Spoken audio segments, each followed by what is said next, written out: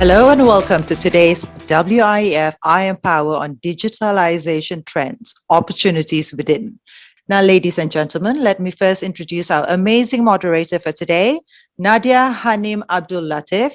At present, she is the Head Strategy and Programs at Yayasan Anak Bangsa Bisa and a program host with Bernama TV. Nadia is also the co-founder of Opis International, a social enterprise that is committed to championing better work-life balance in Malaysia. Now, please welcome Nadia Hanim Abdul Latif. Over to you, Nadia.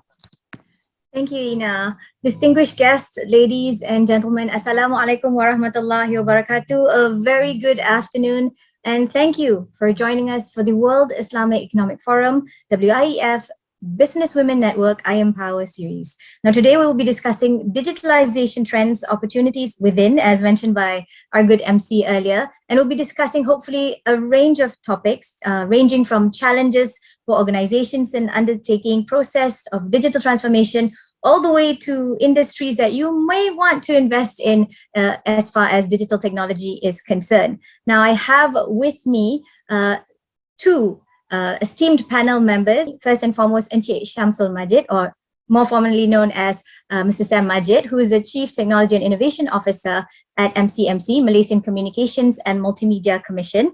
Shamsul Majid is a name that is tidak asing, not foreign to Malaysia. He is a business technology leader with vast international experience in driving innovative growth in areas including transportation, utilities, logistics, telecommunication, and government, and is recognized in his track record for accomplishing many great things, including business growth through digital transformation. He's joining us today all the way in Sabah. Thank you so much for joining us, Sam. Thank you, Nadia, for the invitation.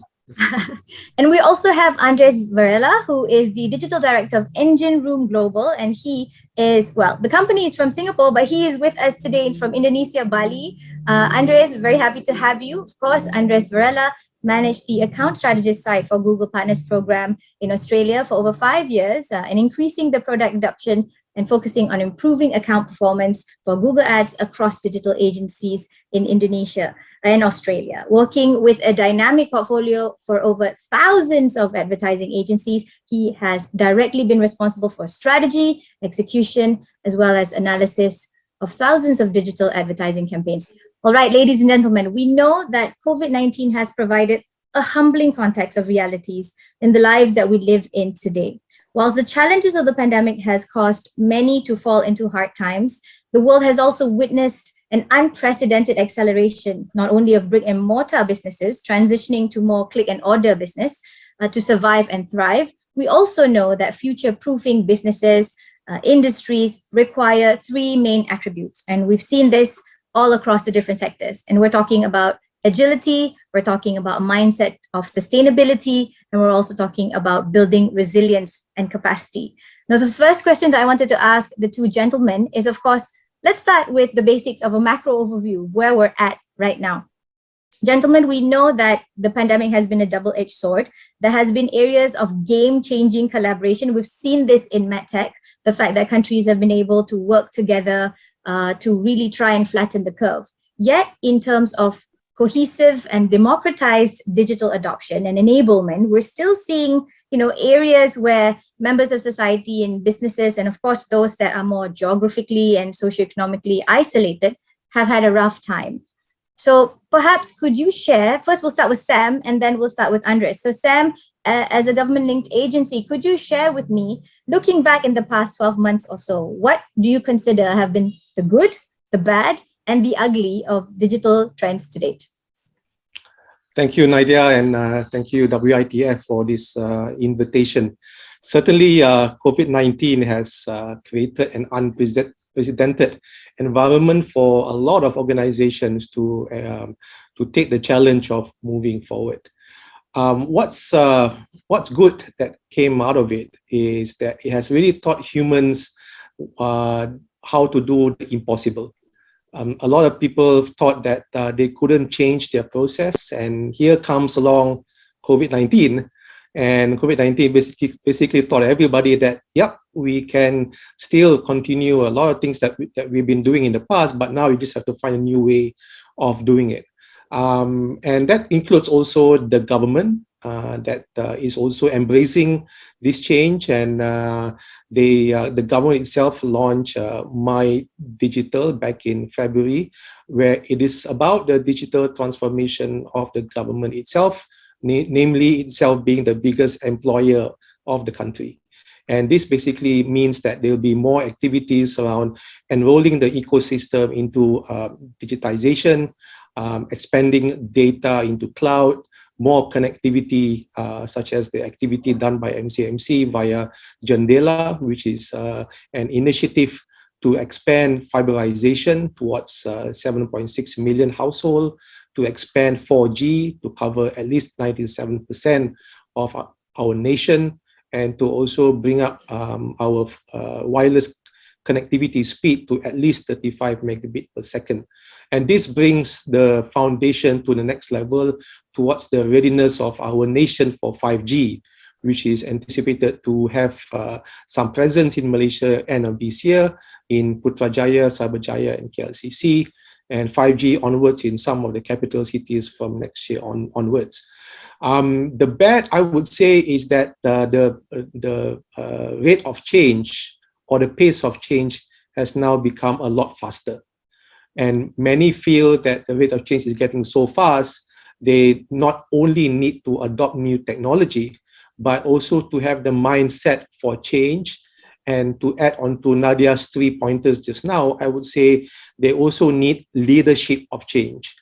And this brings about a lot of needed embracement within corporations, within organization, on how do they move forward without the right leaders being at the helm to drive the organization forward. In the past, the head of IT should be sufficient to bring along technology in your organization. But these days, you hear terms like chief digital officer and chief data officer, and these are all terms that basically means that the business understands how to move forward. So I suppose we are all here to kind of bring in some awareness and knowledge to all your audiences on how do you want to move forward and embrace this change that we are all facing today. Love that. And I like the fact that you've kind of placed hold a question that I'll be asking you later about the rise of business technologists. But before that, maybe we'll go to Andres first. What do you think are the good, bad, and ugly of the last 12 months or so? Yeah, hi. Thank you for having me as well. Pleasure to be here. I think for me, and just watching everything unfold, it's true what they say. The greatest changes have always come in terms of history and human history have always come under times of extreme stress, right? Nobody could have predicted what happened with the pandemic. Nobody knew what it was going to cause in terms of our lives. And everyone had to get used to a different way of living, right? Right now, with the technology that we do have the way to not just digitalize, but in reality stay communicated with the rest of the world, which is really the big thing, right? I think for me, one of the biggest things and one of the good things that came out of this has been the adoption of communication for everyone, right? Increased communication through digital channels primarily. Digitalization doesn't necessarily just mean, for a business to go and have a website, but it's really to like increase connectivity with the potential people that they can reach and to facilitate this through communication, right? So people have been adopting and have been increasing their internet usage and their digital usage, right? Not just through social media channels, but through simple tools that every day, we used to take for granted. So things like, potential like WhatsApp or Line messaging systems, right? All of these are examples of digitalization just through communication. So for me, the good, I believe it's that it forced people to really take that extra step and to learn to communicate with the outside world from within their own spaces. The bad, I think, has to do with agility, just in general, because people that were not able to adopt were left behind or had a really tough time and suffered through the pandemic. we saw hundreds and thousands of businesses, not just across Southeast Asia, but, Australia, the US, Canada, that were heavily impacted and suffered quite a bit because of this. And it really just came down to a lack of education, not knowing what it is that they could do, not knowing how it is that they could adapt properly and quickly enough to tackle this change. Thank you for that. And you've also earmarked several things. You said that the greatest change often comes in times of great stress. So I suppose, as they say, necessity is the mother of all inventions. And we were talking about this yesterday, that while all this is going and growing, there are pockets of society that have, and we've all acknowledged this, have been left behind. Now, I wanted to circle back to what Sam said earlier in terms of government intervention. And I think in a lot of ways, what we're going to see across Asia Pacific in the next 1 to 2 years would be policies that are not only inward looking, and for good reason, right? To ensure that whatever it is, the socio-economic barriers or divide that has now in some sense widened, be integrated into the things that need to be done moving forward. So I wanted to ask you, Sam, when you were talking about Jendela, and I know that we've got friends here from outside of Malaysia. So just to give you a little bit of a background to that, of course, the Jendela program is looking at multi-pronged efforts for the country. And we're not only talking about digital adoption, we're also looking at ensuring that there's 100% coverage of 4G, that there will be a way in optimizing resources that are already present, in sustaining mobile broadband in Malaysia, bridging the gap for digital infrastructures, improvement of coverage, and of course of quality as well.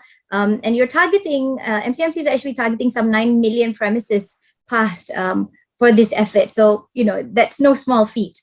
What do you anticipate would be challenges moving forward in trying to ensure that a national plan like Jendela is successfully implemented? I would say it's a matter of chicken and egg. Jendela is a activity that Malaysia government via MCMC is working together with all the telecommunication providers in Malaysia to make sure that we can expand as much connectivity as possible to the widest reaches of Malaysia. However, we all know that connectivity is just the highway, and it now boils down to what kind of applications or demand. If you go back to the highway analogy, where are the cars going and why are they going there? So therefore, what we are doing at the same time is to also develop industries for that, for us to also develop use cases within those industries as part of generating demand for the use of those connectivity. And a lot of things, the layman people feel that I won't do it now, I'll wait for 5G to arrive. But most of the time, you don't need something like 5G to be there. If you know what kind of use cases you have in mind, or perhaps we should work together with many parties to develop use cases that can be launched now, that can help yourself, your businesses, or your communities, then by all means, by having just 4G or the standard fiber, that should be sufficient to leapfrog your organization and your community from what it is now onto a new level of higher income, new revenue, lower costs, or even greater efficiency at your workplace. The other challenge would be the understanding of what is the future looking like. Meaning you've got to have a view on how does your community or your business will be in a few years from now. Have a vision in mind, therefore work backwards on achieving it. Meaning that, do we need more channels like what Andreas mentioned, channels to react towards your evolving customer? Do we need more ways to gather data, such as Internet of Things? Do we need to really be extreme, such as going into blockchains and having more authentication methods available so that you can be more secure in your transaction? Have a view on what your vision will be like for either your business or your community, and work backwards so that you can put in place what are those use cases and the tools to be included. And the highway is going to come by built by the telcos or by service providers around you. Thank you for that, Sam. So since I asked you about challenges and you were talking about, well, there is opportunities here. You're talking about increasing revenue, lowering costs, increasing efficiency, looking at managing risk. And I love the fact that you said have a vision, work backwards, right? Sometimes you have to your point, chicken and egg it. So now if we've asked the chicken, now we've got to ask the egg. So in terms of the business enterprise landscape, Andres, I wanted to ask you, what are some of the challenges that you foresee in undertaking a process of digital transformation for businesses? And this, if you can, speak also from the lens of startups or micro entrepreneurs all the way to larger organizations. Yeah, absolutely. So exactly as you said, it does depend on the scale of the business, right? When we're talking for small startups, essentially, it can be anything. It can be from the person that's selling hand woven baskets to the guy that's already got a couple of stands and he's selling bakso or whatever it is here, right? At that level, starting with a digital transformation can be just as simple as making sure that you're visible on Google, making sure that you're on these social media platforms and using what they have available, such as Facebook shops, Toko shops, Shopee shops, etc. It's really just about using these free products and being able to be online. For them, the largest challenge is education. It's just knowing that these things are available and knowing that there's going to be a lot of people that are searching for them there, right? Without that knowledge and without being able to get that, they're not going to be visible and they're losing out on a potential revenue stream there that's freely available for them. When we start to scale upwards, the big challenge with digital transformation always has to do with the adoption of new systems and the infrastructure within the businesses to really support that, right? When we're talking about things like cloud transformations, cloud is extremely powerful. And you have organizations like Google and Microsoft that offer all the support in the world to try to make this happen. And they're really pushing for that now. Like Google Cloud is a behemoth that is growing massively year on year.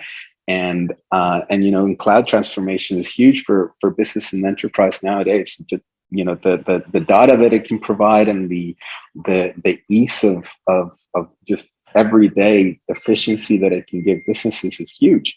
But the challenge there is being able to really transform the business, really be able to adopt, and really to have people that are capable in those positions to manage that. Right. So hope that answers that. Yes, it does. And it actually brings me nicely to the next question that I wanted to talk about. So both of you mentioned leadership and agility. And if we talk about leadership styles in digital transformation, to your point, Sam, there are a lot of things that are at play. And we're now moving to the rise of things like business technologists. At one point, you were saying that it was enough for you to have a chief information officer or a CTO, right? But now there's a lot of all these new new jobs for the future. That's number one. But number two, it also opens and levels up the playing field in the type of opportunities that are available for professionals out there. And I was reading an update recently that if you're talking about future opportunities that are available, we're talking about a global workforce that will most probably be including those that do not have tech as a background, because this democratization of opportunities are allowing more to come into the system, including those that may not have a background in tech. So could you perhaps share a little bit in your view and in the experience that you have now leading your organizations, what are some of the leadership styles that you believe would be necessary to drive digital transformation? Thank you. Nadia, maybe I go first. The leadership style is obviously, you need to adapt to the organization. Horses for courses, different organization works differently. But in general, what I see is that it's about empowerment. And most of us in this line of work, especially those who are, I suppose, 35 years old or older, I would call them as digital immigrants, as opposed to perhaps those who are 29 years old or younger, and I call them digital natives. Yes. Meaning that for the natives, for them, when they embrace digital in any form, it's very fast for them. They don't read the manual. They just jump in and get their hands dirty. If they get stuck, they might open the manual up or just Google how things work. Whereas the digital immigrants like us, it's about taking it step by step. But if we don't increase the pace, then business won't be happy. You got to make sure that you are satisfying what the customers want and what the business wants. So one thing that I've seen around myself is that it's about empowering those around you to be part of the ecosystem of digital transformation, especially those whom are in the younger generation of the workforce. If you get them involved early, whom are from the digital native space, then they become the tailwind for the organization to move forward, as the seniors or the immigrants become the pull factor that is coupled with the push factor that propels the organization to embrace, leverage digital transformation, and make the best out of it. The next challenge from that would be sustainability. How do we make sure that these things keeps on going? And hence why I would say it's all about empowering everybody in the organization, meaning that you don't know where the next innovation is coming from. Typically, it does not come from the core. It comes from the fringe of that industry. It comes from people who are unshackled by the processes that happen around them, and they don't mind experimenting quickly. So that's the other thing about the digital leadership that is needed, where you need to fail fast, fail quickly, but take the next step forward and bring the whole organization forward as well. Thank you for that, Sam. And I was in a recent conference where we were talking about exactly that. The next generation of leaders might actually be coming from the fringes. And we had a CEO that was sharing his experience about almost writing off a tech manager whom he thought was either totally out there or did not speak the lingo of the organization, only to realize that he was perhaps a little bit more of a sage and trying to manage expectations and highlight things to come that the organization needed to do. And what I thought was really interesting in that conversation was the humility of the leader to say, look, I may not necessarily know the environment that you're in and your world. I know that you need and you have this skill set that is going to be able to take us on. So that there is this new wave, I think, of authentic leadership that's coming in, both from small organizations all the way up to the upper rungs of society, in trying to understand that this whole age means hierarchy is very fast moving if you're talking about digital transformation and the industries that they now represent. A lot more open communication is happening. A lot more younger C-suites are rising. I mean, rightly or wrongly, it depends on which side of the camp you're on. But I think, to your point, whether you are a digital immigrant or you're a digital native, this society that we're going to create, which will definitely be one which to some extent has hybrid systems in it, will have to be something that we will have to learn to live with. Andres, I wanted to sort of ask you for your thoughts when you're talking about digital style and digital transformation. And I know that Sam covered the bulk of it, the bulk of the things that we want to see in trying to create that healthy ecosystem. We talked about enablement and empowerment. We talked about sustainability. And we're talking about, I love the fact that you said fail fast and fail forward. I think in Malaysia and all across the region, we have been brought up to be a community that is almost, to some extent, in more traditional settings, risk averse. We don't like to air our dirty linen in public, right? So very often the style is get it right to closest perfection before we launch something. But in a digital era, that's not a done thing. By the time you do launch whatever it is that you're trying to launch, 12 other people would have done it and you'd be old news. So Andres, could you perhaps share with us what would not be good for leadership styles and digital transformation? Let's tip it on the other side. What would be the no-nos? Absolutely that. I think you hit the nail on the head. It's striving for perfection, right? There is no such thing as perfect when it comes to digital. You have to literally just go out, do things, do them quickly, and adapt and change based on the results that you get. If you spend too much time looking for the perfect design, the perfect font, the perfect this, you got to realize that it's only perfect to you, or it might be perfect to a small group of people in your team. But for us, at least, we work in advertising. primarily, and everything that we do is all about testing. It's all about getting as many different options as we possibly can, getting them out there, but then measuring the results, seeing how it is that people are reacting to this. How are people engaging with our content? How are people, clicking on our banners? How are people behaving on our website? What type of retention metrics do we have, right?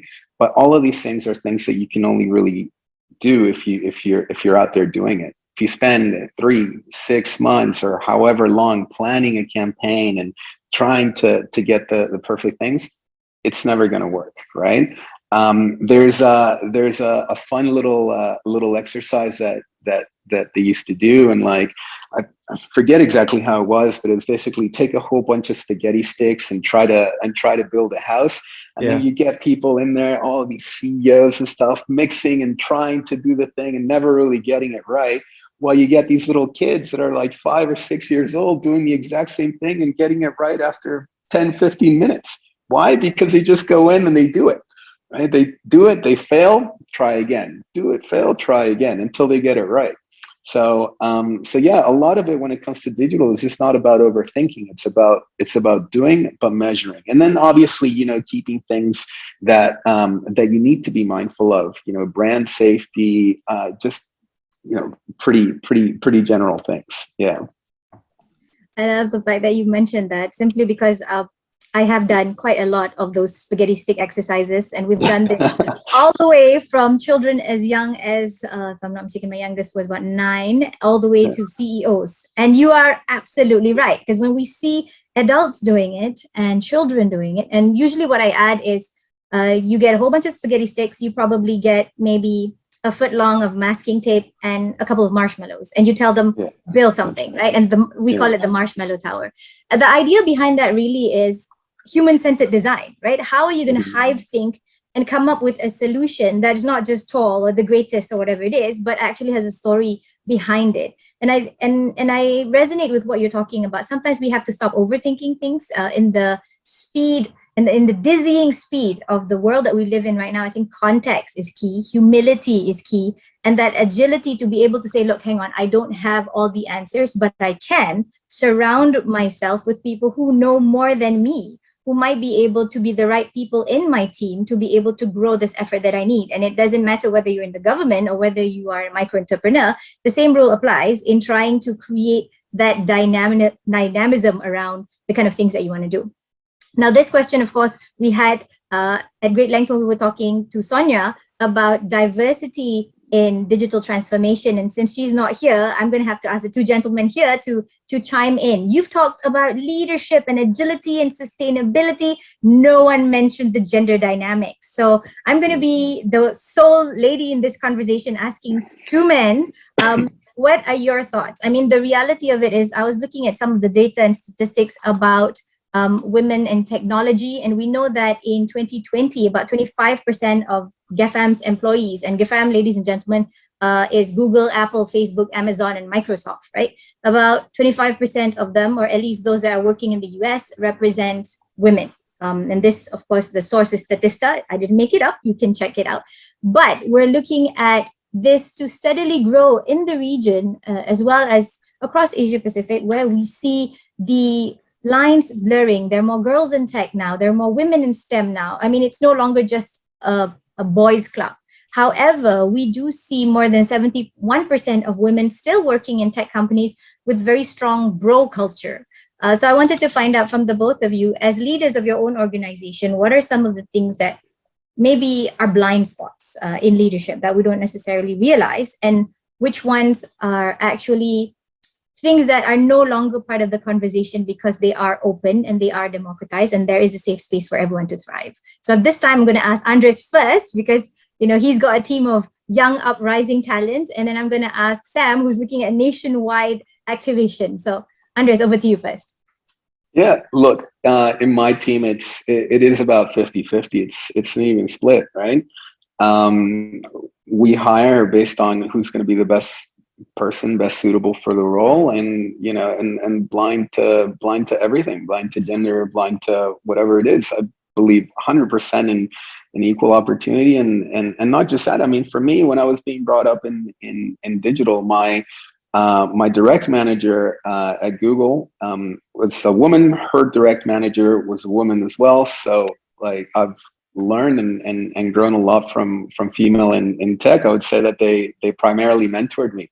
So so for me, I mean, I've never been exposed or seen it as a boys club, but that's also because I've been lucky that everywhere I've been, it's been so gender neutral in that sense. Yeah. Thank you. What about you, Sam? I know I'm putting you on the spot, but I know you can do this. Yeah, well, MCMC itself has pretty equal male to female ratio as well. But to answer to your point, Nadia, one thing that's good about COVID-19, it has taught many males that working from home is not easy, because Yes. you got to be in the house and assuming the role of the homemaker as well. And suddenly a lot of males out there see that it is indeed one of the toughest job to be at home. You know, the homemaker is one of the most toughest jobs ever, and you are highly underpaid, and therefore and Doing therefore it late, but yes. going into the tech space, females and males bring unique perspective to how things are done, especially in the software development or in the technology space. Males have a certain way of doing things and a certain way of completing things, and females also have a certain way of starting and completing things. And I would say the best leaders are those that are able to really leverage on the strength of both male and female in one team, and of course able to also leverage from the youngest millennium generation all the way to the baby boomers as well, across male and female. And those organizations with the leaders that are able to really take advantage of the strengths rather than the differences, those are the ones that I see produces the best services, the best products, and also in some way able to put together the next team B and team A, in terms of making sure that the products and services continue to be somewhat sustained over a long time. And not to mention that when you work from home as well, most males now realize that, hey, you got the kids distracting you, pulling on your leg, trying to ask you when is lunch, and stuff like that. And you then realize, wow, it's not easy to be in the home 24 hours a day, working and also caring for the family. So hats off to women doing it, centuries after centuries, as the male typically goes out to find food and to find wealth. But I think these days, moving forward, especially when in the whole digital space, anyone can do anything. So I think we just go for it. Yeah, I agree. And sorry, just to add quickly to that point as well, like when we're talking about digital and we're talking about innovation, you can't really have a full scope of innovation if you don't have complete diversity and equality, right? And yeah, and as he was saying as well, like empowerment to everyone, and giving them that ability to innovate and getting as many different point of views as possible, that's going to drive you forward. Definitely. And I think all of us have been blessed to be able to work with both men and women who are equally passionate, great leaders. And I think they've walked the talk, right? And you've seen a lot of command and conquer type or more authoritarian style of leadership that are now, even the most hardliners, so to speak, are now steadily moving. And because they realize that, if I don't change the way I manage my teams, or if I don't change the way I perceive certain things, and it's everything just black and white, then I am going to have trouble in trying to ensure that my business has that longevity or the sustainability that I need. And as you mentioned, Sam, when you're talking about the blurring of social lines or social norms, I think this goes to speak also to parents who are single parents who are out there, or caregivers who are also taking care of elderly loved ones. So it doesn't necessarily have to be children, right? But it can either be someone who requires your assistance, or it can be an aged family member, or the dynamics that we live in society, especially in Asian society, we're very filial, right? We've got very large based families. So the dynamics of what's needed to be done, well, you're the CEO, you're also probably the son, the cousin, the brother, everything else that comes with it. And what I've seen is in that blurring of social lines, there's a lot more give and take. There's room for empathy. There's room to understand that, wow, this is Daddy and he's like this at work. But this also allows for the people in your life to be able to understand a little bit more about what you do, and for you to empathize about what they are doing and how their day-to-day work. And I think that's always a good thing. Now, when we're talking about digital innovation having complete diversity, we can't talk about innovation without the concept of productivity, right? So let's pause there and talk about productivity for a while. Now, we're looking at where the region is going. We know that at least in the next 1 to 2 years, the potential growth horizon may seem a bit modest at first, and in some cases weaker for geographies that are more isolated than others. Because, of course, we know there are structural challenges that existed even prior to the pandemic, right? We're talking about climate change. We're talking about the unsustainable rate of national economies at present. We're talking about consumption rates. We're talking about rapidly growing aging population, and this more than any other country we can see in Asia is in Malaysia. It's a problem that we're starting to see. Of course, we've got domestic growth in Malaysia that may be dropping to about 3% in the next near future. However, all that notwithstanding, how might we measure success rates in digital transformation and its contribution towards productivity? And Sam alluded to this in one of his earlier answers, but we're talking about measurement of success, because Andres, you said, yes, we need to be ready to not seek for perfection and just, do what needs to be done, but measure. That data is key to know that we're progressing forward. So how might we measure the success rate of our digital transformation plans and how it contributes towards productivity? So I'll go with Andres first and then to Sam.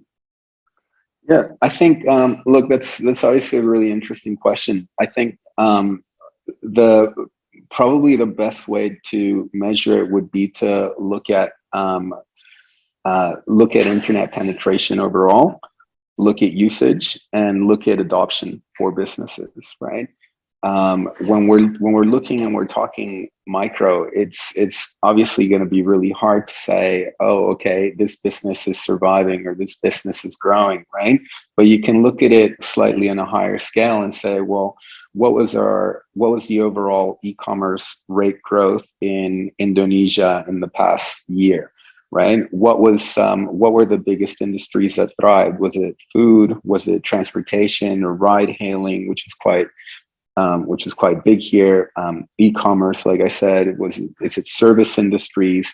How is it that that some of these services that are provided here, like e-wallets, GoPay or OVO, etc., how is it that they have grown as well during this time? Because all of that indicates digitalization of businesses on a more micro scale, right? But yeah, I think it's a really interesting question, because it is difficult, right? It is really difficult to measure that as a macro, especially when we are talking about internet penetration rates and accessibility of this technology to the greater population.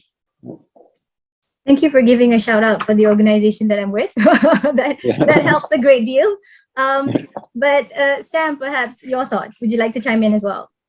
Yeah, I would say, putting my former CEO hat on, from a macro perspective, it has to be measured from 3 lenses, either of the 3 or all of the 3.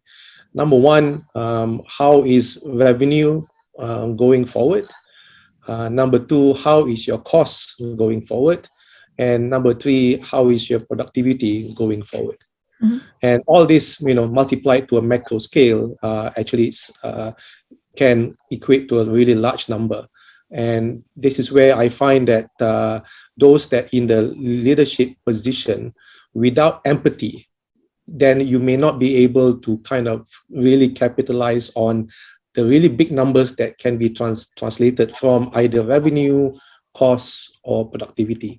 And what I mean by empathy, which is to echo the Microsoft CEO, when somebody interviewed him, I read in the article, how does he manage such a large organization with so many diverse backgrounds and thoughts. And he said, well, it's just about empathy. And I would like to echo that as well, that it's a sum of empathies going everywhere. So, from leaders of government to leaders of communities to leaders of organizations, where if empathy is at the core, then when you apply digital transformation, looking from the perspective of the customer at all times, customer wanting new products, customer wanting better services, then obviously it is a kind of a clear path on how do you want to drive your units of people, whether it's community or country or companies, to move forward.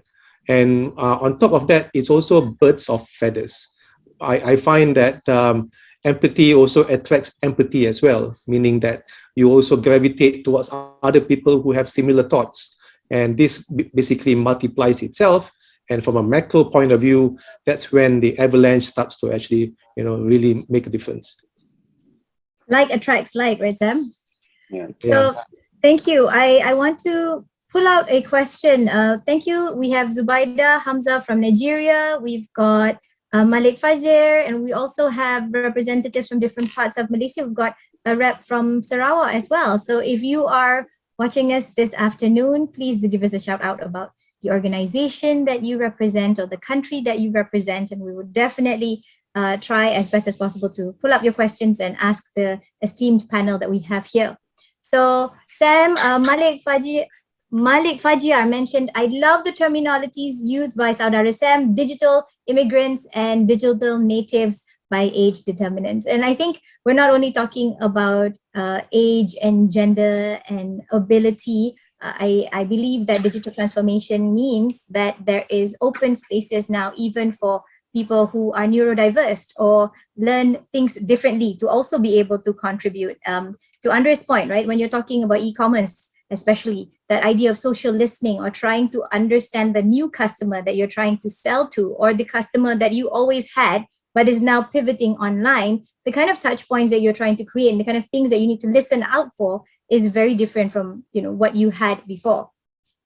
Okay, so Azlan Harun has a question. He says, hi panelists, I am interested to hear your thoughts on the industry adoption to hybrid workplace or workspace post-pandemic, which rely heavily on digitization, and how will this help or spur or disrupt the current status quo? Now, ladies and gentlemen, we know for a fact that one of the 7 top shaping digital trends of 2022 moving forward would be the future of work that would be interconnected, but a hybrid experience.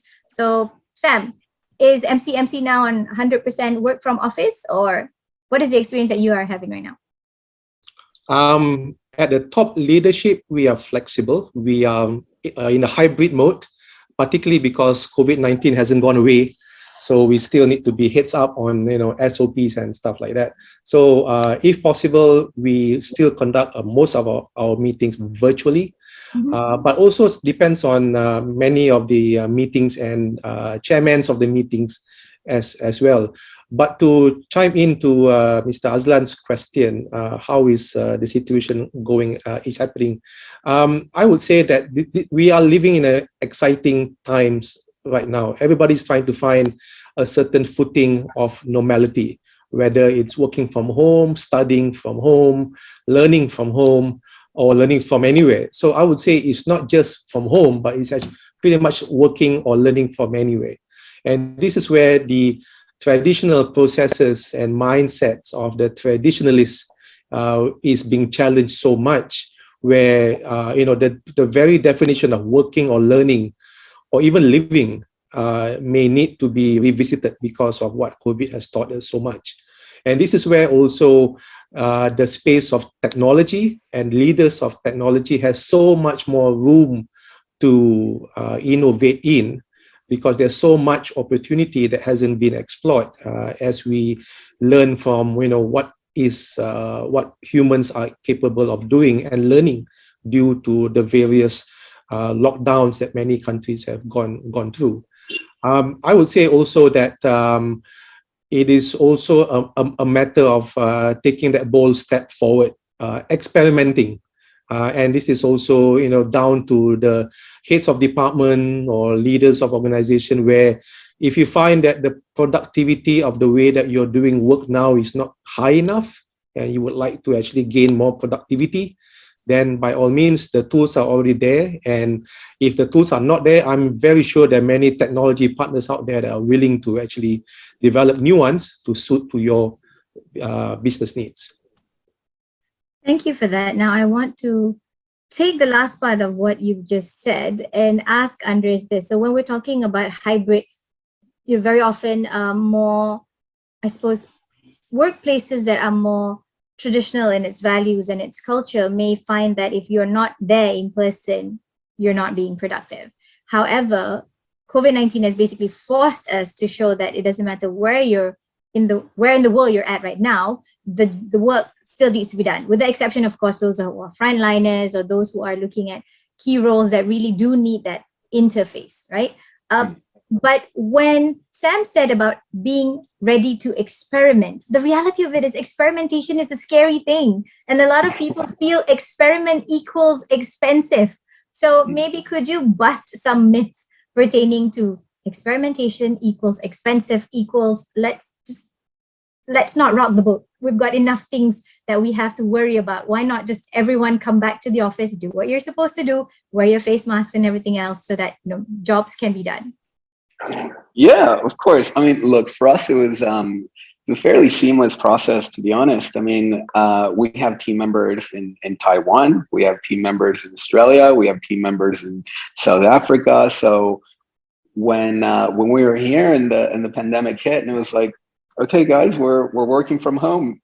No issues for us, right? We all stay connected. We're all using the same kind of communication systems like Slack that we used before. We have project management tools just to make sure that that things are getting done on time. So it's really about being able to use the tools that are out there. A lot of these are can be free. A lot of them are affordable. If you choose to go on some of these paid programs, and really it's just about adoption, about making sure that your team is actually going to use these things and stick to them, right? So it's that learning process at the beginning. It's again, it kind of goes back to education. Like with everything, once you know something, you can use it properly, and your efficiency is gonna rise, right? I would say probably the challenge is disconnecting, right? Because once you start getting used to working from home, once you start getting used to being connected the whole time in a work sense, it when does it end, right? It could be a Sunday at 12 a.m. type of thing, and you're thinking, Yes. Oh, got to do this quickly, send an email, send a message, set a task, do whatever, right? Yeah. So I would say, at least personally, that was probably my biggest challenge, is finding out or figuring a way to actually disconnect after working from home for so long. And I think that's an important point to remember. While people will be raving about the values of digital connectivity, there is a real downside to that. And one of which, while Sam is talking about the blurring of the socioeconomic lines and gender roles, which is good to an extent, the other extent is the blurring of the timelines, right? People will be messaging you at 2, 3, 4 o'clock in the morning. And I think that raises a very important point. We need to set at least our own personal boundaries. And as leaders, we should be setting what the organizational boundaries are. While it's great that people are showing increase in productivity, is it because they're working 20 hours a day or 18 hours a day more time than they should be? And if that be the case, would that be sustainable in the long run? A lot of organizations are now complaining of things like Zoom fatigue, or can we have no meeting Fridays? So I think it's still an adjustment game. We're still looking at how best to be able to proceed with this. So Encik Azlan Harun, I do hope that some of the answers that they've shared helps to give you an idea of perhaps you're leading your team and for you to decide. And I would like to think that not every organization will be 100% work from office or 100% work from home. It really depends on the industry that you're in, the type of urgent critical needs that you need, the pain points that you have. So, it might not be a one silver bullet that fits all. But I do feel that depending on understanding the industry, the needs, the pain points, things that you need to do moving forward, you'll be able to find what works best for you. I want to pull out a question from Nigeria. So we've got Ms. Zubaida Hamza Muhammad, and she's asking, please, how can you help with any strategy that would enable those in developing countries, for example, Nigeria in particular, to focus on digitization, specifically in education? Now, Zubaida, as context, is also an educationist, and she's sharing her question on how might we use digitization specifically in education. Maybe Sam first? Well, that's a tough one. And Malaysia also has a similar challenge. COVID has really put a strain on how learning and education is being executed between teachers and students. But my tip would be to basically study the student journey, or in industry we call it customer journey. Yeah. What would the student need to really benefit from distant learning or learning via new technologies, and map it out from end to end on a piece of paper or on the whiteboard, and see how or where would technology really would be plugged in and benefit in that overall supply chain of learning and education. Some tools are already there right now. You can just plug and play. Some tools may need to be customized just for your own needs, because perhaps there are connectivity issues, perhaps there are content issues. But horses for courses, every country is different. So I would say you start off by mapping the experience and journey that you would like your students to have, and then work towards the vision of what would be the end goal. And like I said earlier, work backwards. So map out the experience that you want and then work towards the end goal that you have in mind by working backwards. Thank you so much for that.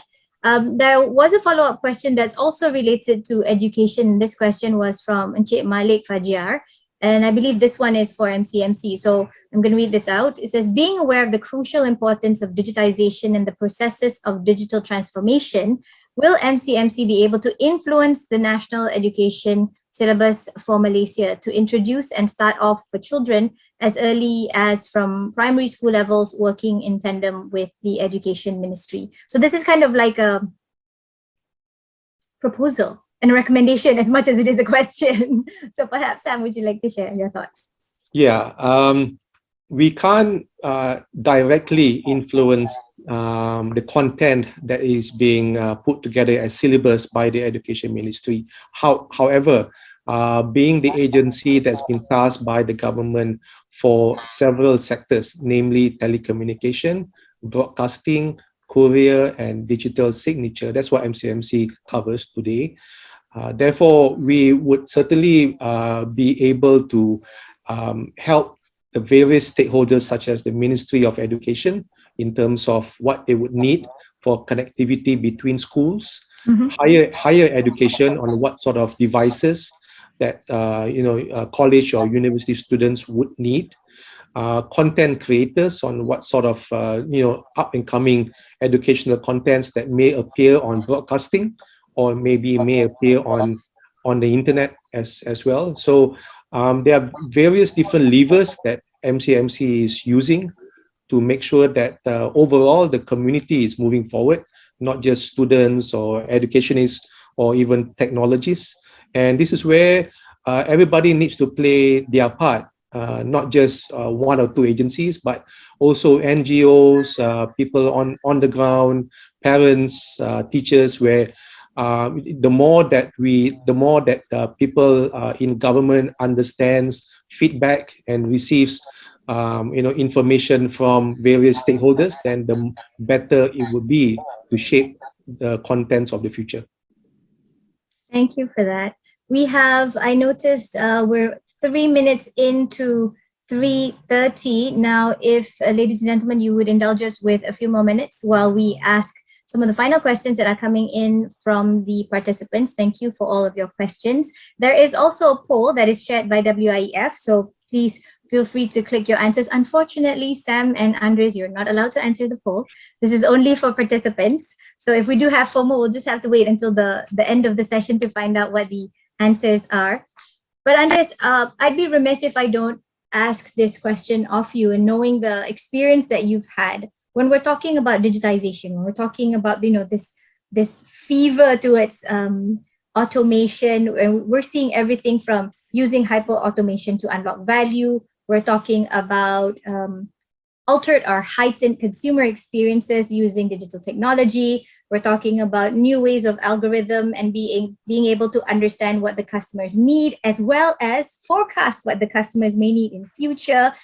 I can't help but think, but the other side of that would also be issues of ethics in algorithms and AI, as well as security, right? What are your thoughts on some of the things that may be barriers to block the path of transformation if we don't look at these issues or these risks? Either we change them into opportunities, or we address the risks before they become things that are larger and uncontrollable. Thoughts, please. Yeah, I mean, look, when it comes to ethics and technology, that is a massive, massive topic, right? Because right now, just even on a macro scale, the amount of data that's out there and available, it's, you know, especially now with the emergence of AI in these past couple of years, what is out there is legitimately scary, right? It, like the way, like how, you know, the way people can be influenced through their devices, the way people can be influenced to buy, to take an action, to wake up, to talk to somebody, to do pretty much anything based on their device. It's quite scary, right? So ethically, unfortunately, that's one of those things that's going to be up to the platforms themselves, as well as government to try to establish some governance on. Privacy is going to be the main thing that we're going to be able to control, right? Whether it's the type of information that we collect, even on a very simple micro scale, you know, name, emails, websites, whatever it is, what we do with them, and how we act on it, right? But yeah, like in terms of privacy and ethics, it is going to be a difficult road to travel, right? Especially now, more so than ever, with third-party cookie lists that are being sunset on the majority of these platforms, and to be honest, like for good reason, right? It's going to be a lot more important for people to just focus on their products, their services, and getting them out there and showing them, and just, you know, what it is that I can provide to the world as a business, and why it is that people should consume, customer experience, you know, satisfaction, customer success, rather than, you know, than hopefully not having to leverage algorithms to sell, right? Yeah. Thanks for that. Okay, Sam, I'm going to ask you from a macro, if we were to zoom out, right? So we're talking about the national overview, we're talking about policy, we're talking about government plans and indicators, and then we went all the way down to the kind of things that are happening on ground. Now, as we near in the final minutes of this conversation, let's land the plane. I wanted to kind of ask you, what are some of your thoughts when you're talking about policies to ensure that the needful protection and securities and guardrails are there in place? We have a question that's coming in. Many developing countries fail to transfer technology. Why do you think the reason for this? And you've had the opportunity to work with governments in trying to set things like this up. What would be your view on some of the reasons why transfers of technology have failed in the past? I would say the short answer is about vision. Those who are in transfer of technology paradigm need to have a vision on why do you need the transfer in the first place. If you're just doing a transfer for the sake of transferring, then it wouldn't go far. However, if you're doing the transfer because you have a vision on building up people, building up intellectual property, building up future competencies, and therefore the transfer of technology is a step towards making sure that the vision and the whole, you know, journey towards that actually becomes a reality, then obviously yourself and others who are, you know, committed to that whole vision are able to execute it beyond just the activity of transferring the technology itself. To me, ultimately, it boils down to what do you see the future society looking like? Do you envisage that the future society would be one that is of a consumer or one of a producer? And if you are on the consumer end, then obviously you may not have as much ability to control many things. But if you're on the producer end, then topics such as security, compliance, risk management, you need to, it will be front and center, and therefore you need to have competency and people. If you don't have today, then you've got to build up over time. And I think everybody knows that if you are a producer, you would actually, I mean, your community, your country, and your company would benefit more because you have more control over your future, as opposed to just a user of a particular paradigm of technology, such as digital transformation. Definitely. And we've seen this across Asia Pac, where a lot of countries are now pushing their national action policies to those that are more front and center, right? Producing tech talent as opposed to just being users of end products. And I think that's key if we're talking about the viability of the economies of many different countries. And Asia is not short of good talent. However, can we pivot all of them into the right type of tech talent that have got both heart and mind and carry the ethos of the region to be able to really funnel and become a powerhouse that is, I think, one to look out for in the next few years or so. Unfortunately, ladies and gentlemen, we are now closing into 5 minutes past 3:30. Unfortunately, that's all the time that we have today with you. I'd like to thank all of the attendees and, of course, the amazing Sam Majid and Andres Varela for joining us today. Thank you so much to Malik, Aisha, Zubaida and Henry for your questions and sharing. I also see some of our friends from Malaysia as well as abroad. Let me recap some of the things that we discussed today. First and foremost, we talked about the fact that the pandemic has, of course, unlocked opportunities, and front and center was how would we be able to do the impossible from where we started out before. And Sam highlighted that there's always new ways of doing things, and we should be proving ourselves wrong in prioritizing what can be done and how it can be done. Andres then chimed in to say that the greatest change often comes in times of great stress and necessity. And he gave us some of the examples of how digitization has helped galvanize the area of startups as well as those who are in digital tech marketing to be able to really understand the clientele and the consumers, both of the present and the future. And then we spoke about some national action plans. We're talking about the increase of digital usage. And while that might be good, we also talked about the importance of having human-centered design, understanding what might be not just for the sake of connectivity, as Sam said, because connectivity in itself is just a highway. How might we be looking at increasing the resilience of society, lowering the cost for organizations, increasing the efficiency of work, as well as managing the risks that are available in all of the different industries that we're in, be it education or governance or business and tech startup. And of course, he said we should have a vision and then work backwards and use digital technology as the leverage. And while we're looking at this dichotomy of those that are digital immigrants and digital natives, we should find that there is an opportunity for all if we start looking at things through empathy. And this came and resonated throughout the conversation several times. Leadership that looked at authentic listening, that looked at enablement and empowerment, that looked at succession planning and sustainability are the kind of leaders that we want to see, not only for today, but those that are going to be able to transform organizations and societies moving forward. I love the fact that Andres also said, keep it simple, guys. Sometimes we overcomplicate things by looking for perfection. And what we really need is to look at what is the immediate pain point right now. How can we solve this by using digital technology? Fail fast, and as I would add, fail forward, and be able to rise back and looking at how might we use this digital adoption, new systems to transform some of the things that we have right now. We had Encik Azlan Harun that asked about the question of hybrid work, how to be able to pivot when we start up again. And of course, Sam, that you're talking about penetration, usage, comparison, and this is going to be a mixture of different things. Before you decide for your organization, you will have to decide what works for you, the kind of industry that you're in, the needs for you to interface with the people that you need to do work the most.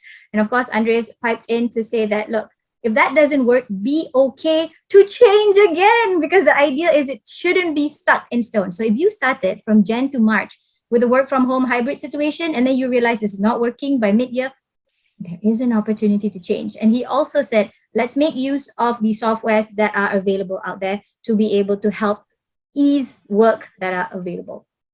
And of course, when we're talking about experimentation, yes, it might be scary, but there are opportunities that are out there. Both members of the panel explained a little bit more about what they saw opportunities coming up. And of course, Ms. Zubaida from Nigeria asked about the question on education. And this was also piped in by Mr. Malik Fajiar, who also shared some thoughts. Sam said, map the experience, work towards your end goal, and of course, looking at connectivity in school as a way to bridge that gap and to be able to create authentic learning experiences for the children to be able to become that digital citizen and natives of the future. And last but not least, we talked about how do we challenge our views on where we see future societies moving forward. We're now on the 23rd of November 2021. What might be the 1st of January 2024? We don't know, but the future holds, and hopefully it will be one that all of us will thrive and all of us will coexist in a safer, more harmonious, and more productive society for all. And with that, I want to thank you all for the afternoon with us, and we hope that you stay safe and have a productive week ahead. Bye. Assalamualaikum warahmatullahi wabarakatuh. Waalaikumsalam. Bye. Thank you to our distinguished guests for being here today and making this webinar successful. Now, thank you to all. Unfortunately, that's all the time we have for today. We truly hope that you've gained valuable input and ideas. Now, on behalf of WIEF Foundation, thank you for joining us today. Stay safe and have a great day ahead.